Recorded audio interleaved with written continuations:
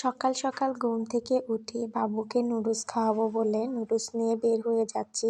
তো সে নিজেই নিয়ে যাচ্ছিল, আমাকে দিচ্ছিল না। তো প্রতিদিনই বলে যে আম্মু নুডলস খাবো, আর যদি নুডলস না খায় অন্য কিছু বলে। খাবারের আগে কিন্তু সে সব কিছুই বলে খেয়ে ফেলবে, কিন্তু খাবার যখন খাওয়াইতে যায় তখন বোঝা যায় বাবা খাওয়াইতে গেলে কত একটা বিরক্ত যে করে সে, বলার বাহিরে। তো এইখানে নুডলসটা বসিয়ে দিলাম।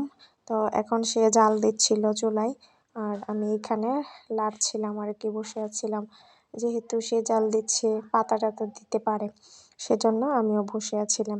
তো নুডলসটা যখন হয়ে যায় তো তাকে খাওয়ানো শুরু করি। তো দেখেন কি অবস্থা, তাকে খাওয়াইতে গেলে এই যে আমাকে কত কিছুই না করতে হয়। সে গাছের উপরে উঠবে, দুলে উঠবে, এই করবে সেই করবে, এই হচ্ছে অবস্থা। তারপরও তাকে খাবার খাওয়ানো শেষ করতে পারি না। এরকম করেই আমার সারাটা দিন যায় তাকে খাওয়ানোর জন্য, কিন্তু আমি কোনোভাবেই তাকে খাওয়ানো শেষ করতে পারি না। আমার বিরক্ত, মানে কি বলবো, ধৈর্যের সীমা